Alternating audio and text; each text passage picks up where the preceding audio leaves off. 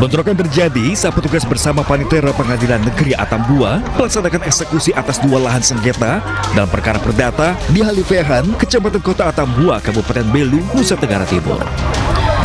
Pihak tergugat menolak dengan memblokade seluruh akses menuju area eksekusi. Warga yang menempati lahan tersebut melakukan perlawanan dengan menembakkan petasan ke arah petugas. Warga juga menyerang aparat dengan batu dan bom molotov, mengakibatkan 2 anggota Polres Belu serta seorang panitera Pengadilan Negeri Atambua mengalami luka serius di bagian wajah. Tidak hanya itu, warga juga membakar ban di sejumlah titik.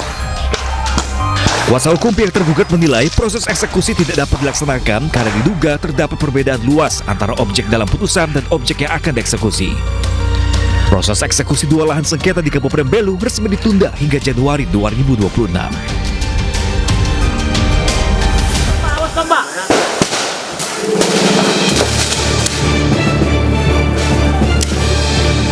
Polisi dan warga terlibat saling serang sehingga mengakibatkan belasan orang termasuk polisi mengalami luka-luka.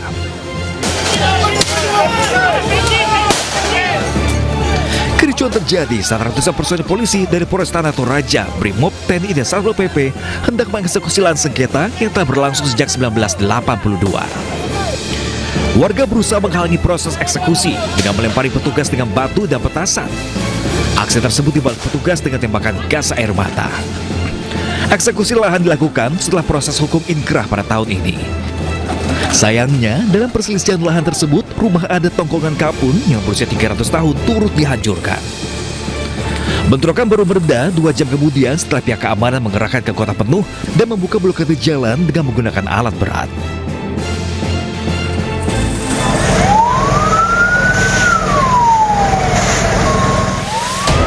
Api dengan cepat membakar deretan ruko sembako di Jalan Wahid Hashim, Kota Samarinda, Kalimantan Timur pada Minggu pagi. Api berawal dari ruko sembako yang tinggal penghuninya. Belasan mobil pemadam dikerahkan dan dibantu sejumlah relawan berupaya memadamkan kobaran api agar tidak merambat ke bangunan lain. Kobaran api begitu besar lantaran banyaknya bahan sembako yang mudah terbakar sehingga menghanguskan seluruh bangunan. Selama 2 jam api berhasil dipadamkan. Kebakaran mengakibatkan 3 ruko dan 1 rumah tinggal hangus terbakar. Kebakaran diduga akibat korsleting arus listrik. Tidak ada korban jiwa dalam kebakaran, namun kerugian mencapai 1 miliar rupiah. Tim Liputan iNews melaporkan.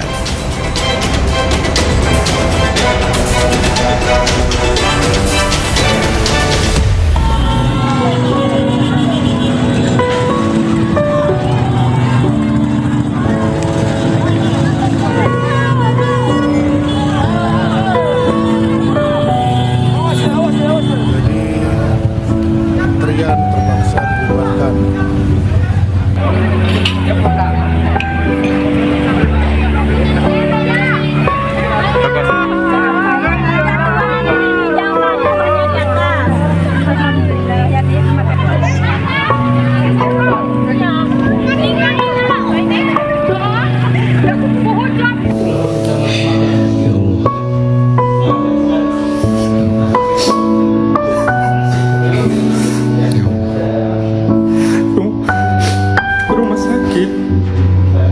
Itu adalah akses vital di sebuah wilayah untuk kesehatan. Kalau rumah sakitnya mati atau lumpuh, kayak mana masyarakat di sekitar untuk berobat? Sumpah aku nggak nyangka RSUD Tamiang tuh separah ini. Ini lumpuh tuh nggak bisa ngapain, obat berserakan, obat hancur.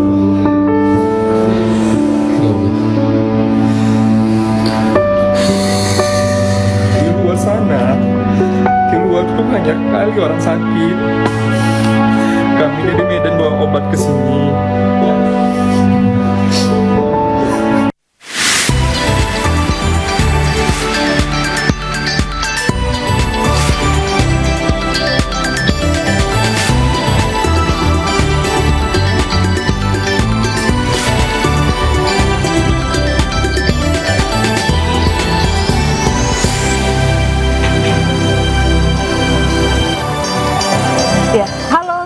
pagi pemirsa, selamat datang di iNews Today.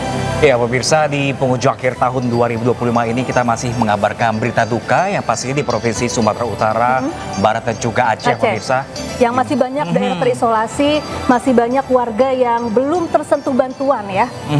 Bahkan pemirsa sebanyak 800 orang ini masih dalam pencarian dan pemirsa lebih dari 900 orang ini menjadi korban tewas. Ya. Dan semoga dengan kedatangan Presiden Prabowo kemarin ke Aceh bisa betul-betul mempercepat penanganan pasca bencana di Aceh, Sumatera Utara dan juga Sumatera Barat. Dan di edisi hari ini pemirsa kita juga akan memantau sejumlah perkembangan terbaru terkait pemulihan di Sumatera Utara, Aceh dan juga di Sumatera Barat. Terutama di daerah-daerah yang masih terisolasi yang terdampak sangat parah seperti di Aceh, Tamiang, Aceh ya. Betul pemirsa. Ya pemirsa, senang sekali kami kembali hadir selama 1 jam ke depan pemirsa untuk memberikan berbagai informasi penting, menarik dan inspiratif untuk Anda. Ya, yang juga mengenai puluhan petugas yang bahu-membahu membersihkan rumah sakit umum daerah Aceh Tamiang yang dipenuhi lumpur usai diterjang banjir. Bersama saya Syafaati Suryo. Dan saya Pram Senjaya pemirsa, inilah iNews Today selengkapnya untuk Anda.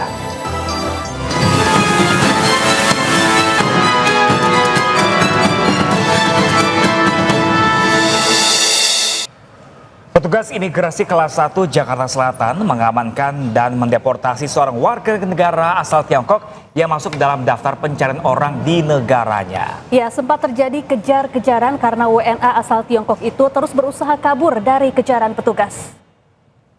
Dia kabur, turun dari mobil, sekarang saya ikut Gojek. Inilah aksi kejar-kejaran saat pria asal Tiongkok akan diamankan petugas imigrasi kelas 1 Jakarta Selatan di wilayah Jalan Jenderal Sudirman, Jakarta Selatan. Mobil yang ditumpangi WNA Tiongkok itu terus melaju, meski polisi sudah berusaha untuk menghentikannya. WNA yang diketahui telah masuk daftar pencarian orang di negaranya itu terus melarikan diri hingga masuk ke stasiun MRT. Upaya pelariannya dapat dihentikan petugas imigrasi dibantu petugas keamanan stasiun setempat. Namun saat akan diterbangkan menuju negaranya dari Bandara Soekarno-Hatta, WNA Tiongkok tersebut terus meronta-ronta hingga dibopong oleh sejumlah petugas menuju ke dalam pesawat.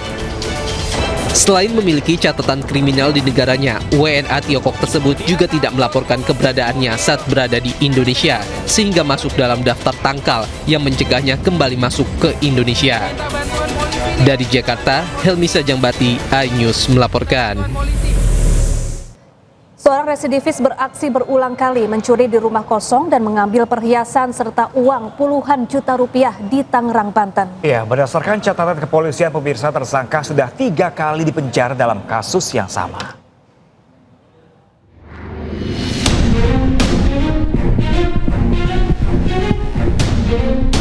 Aksi seorang pria terekam CCTV saat membobol sebuah rumah yang sedang ditinggal penghuninya di Kampung Poris Assalam, Cipondoh, Kota Tangerang.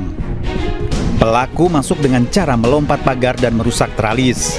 Suasana rumah yang kosong membuat tersangka leluasa beraksi dengan menggasak uang tunai sebesar 25 juta rupiah, ponsel, dan perhiasan emas seberat 50 gram.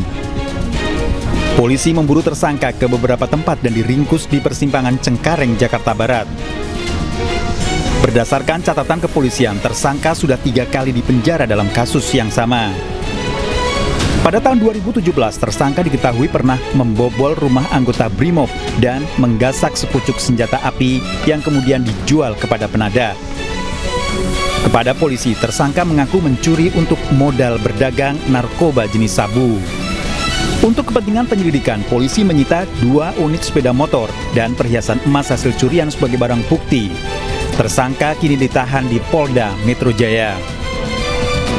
Dari Jakarta, Helmi Sajangbati, iNews melaporkan.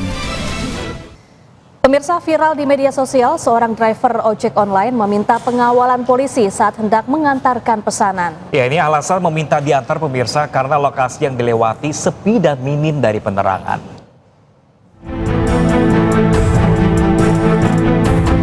Unit patroli Polsek Gunung Putri mengawal ojol pengantar paket makanan ke Desa Lajung Udik, Kecamatan Gunung Putri, Kabupaten Bogor, Jawa Barat. Sebelumnya pengemudi melapor ke Polsek Gunung Putri karena titik tujuannya jauh dari pemukiman dan jarang dilalui warga. Kondisi jalan yang minim penerangan juga membuat pengemudi tak berani mengantarkan pesanan. Yang bersangkutan minta pengawalan karena merasa takut, di situ jalannya gelap, takut hantu dan takut terjadi tindak pidana atau kriminal di wilayah tersebut. Maka kami langsung merespon dari unit patroli, langsung melakukan pengawalan untuk mengantarkan pesanan makanan yang bersangkutan. Polisi akhirnya membantu memberikan penerangan dari belakang dengan lampu kendaraan patroli. Kepolisian juga menghimbau bahwa pihaknya tak segan memberikan bantuan keamanan 24 jam bagi masyarakat, termasuk pengawalan terhadap para pengemudi yang merasa tidak aman. Dari Kabupaten Bogor, Jawa Barat, Cahyat Supriyatna, iNews melaporkan. Sebuah truk terbakar saat mengantri untuk mengisi BBM di Kabupaten Aceh Tenggara membuat warga panik. Ya, informasinya usai jeda, tetaplah di iNews Today.